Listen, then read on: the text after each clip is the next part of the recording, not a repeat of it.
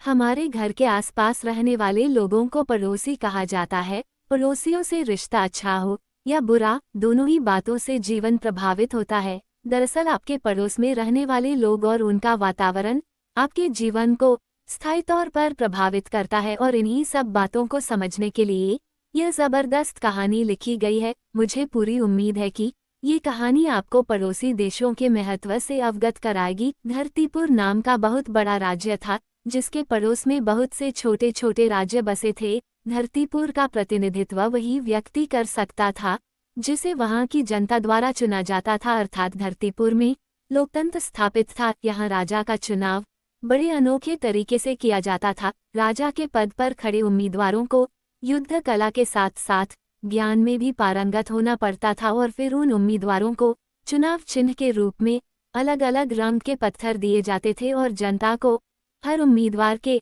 पत्थर का रंग बताया जाता था। और एक सैनिक आंख में पट्टी बांधकर घर घर जाकर हर रंग के पत्थर अपने थैले में इकट्ठा करता था, और फिर सभी पत्थरों की गिनती होने के बाद तय किया जाता था कि जिस उम्मीदवार से मिलते हुए रंग के पत्थर ज्यादा होंगे वही राजा बन जाएगा। और इसी तरीके से राजा भीम सिंह चुने गए थे, जो बहुत ही बहादुर और सबसे अधिक ज्ञानी माने जाते थे। जनता ने उनकी काबिलियत के आधार पर उन्हें राजा के लिए चुना था। भीम सिंह राजा बनते ही अभिमान के बादलों से घिर जाते हैं और महल की आलीशान जिंदगी का लुत्फ उठाते उठाते इतने मसरूफ हो जाते हैं कि उन्हें अपने राज्य का ख्याल ही नहीं रहता। राजा भीम सिंह को अपने राज्य पर इतना अभिमान था कि वह पड़ोस के किसी राज्य से कभी भी मित्रता करना पसंद नहीं करता था, और न ही उसे किसी और राज्य से कोई मतलब था। धीरे धीरे भीम सिंह तानाशाही प्रवृत्ति का राजा बनता जा रहा था। उसने जनता पर अधिक से अधिक कर लगाने शुरू कर दिए थे। दरअसल राजा भीम सिंह ज्ञानी तो था, लेकिन वह अपने ज्ञान का इस्तेमाल बहुत संकुचित स्तर तक कर रहा था। उसने कभी भी व्यापारिक नीतियों को बढ़ावा नहीं दिया था, और न ही जनता को रोजगार देने के लिए ऐसे कोई उद्योग प्रारंभ करवाए। राज्य की हालत दिनों दिन बिगड़ने लगी। राज्य के नागरिक केवल गिनने के लिए जनता थे, लेकिन उनके पास रोजगार और काम न होने की वजह से राज्य में उनका योगदान शून्य था, और धीरे धीरे राज्य की 90% आबादी बेरोजगारी और भूखमरी के दलदल में फंस चुकी थी। राजा भीम सिंह के महल के बाहर जब जनता गुहार लगाने लगी, तब भीम सिंह को आभास हुआ कि उसने अपनी लापरवाही से स्वर्ग से सुंदर राज्य को बेजान कर दिया। राजा भीम सिंह के राज्य में आसपास के छोटे मोटे राज्य धीरे धीरे कब्जा करते जा रहे थे, लेकिन राजा भीम सिंह के सैनिक हाथ में हाथ धरे बैठे थे, क्योंकि बिना मजबूत प्रतिनिधित्व के राज्य की सीमाओं को सुरक्षित कर पाना असंभव था। राजा भीम सिंह को राज करते हुए 2 बरस गुजरे थे, लेकिन लगभग 30% राज्य की जमीनों पर पड़ोसी राज्यों का आधिपत्य हो चुका था। राज्य में संकट के बादल मंडरा रहे थे, और अब राज्य के अंदर ही जाति धर्म के आधार पर अलग अलग दल बनने लगे थे।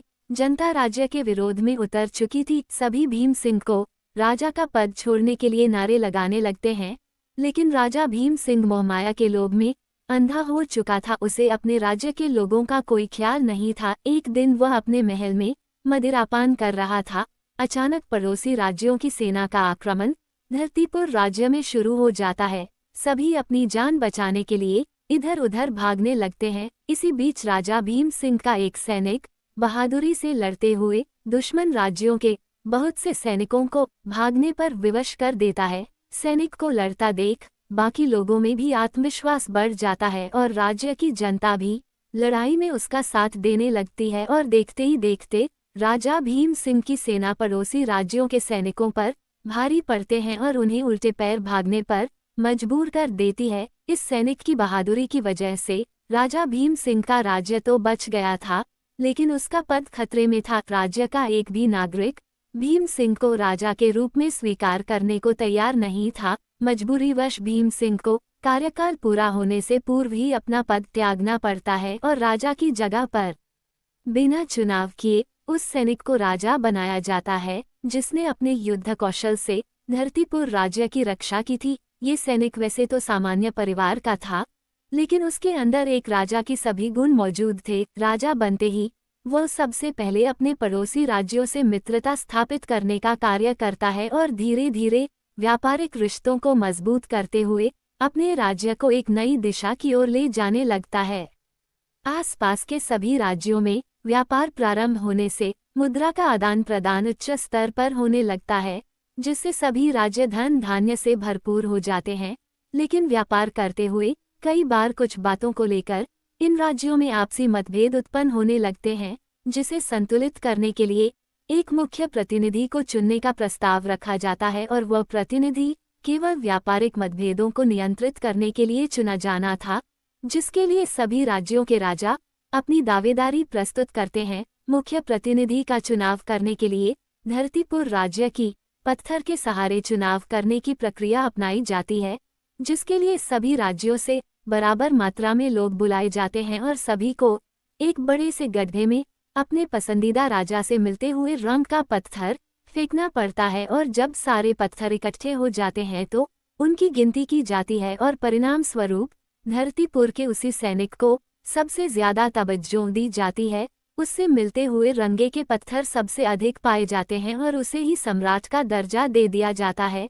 साधारण से सैनिक के सम्राट बनते ही पूरे धरतीपुर राज्य में खुशी की लहर दौड़ पड़ती है, लेकिन लोगों को ये बात गले नहीं उतर रही थी कि वह तो हाल ही में राजा बना था, फिर उसने इतनी लोकप्रियता कैसे हासिल कर ली।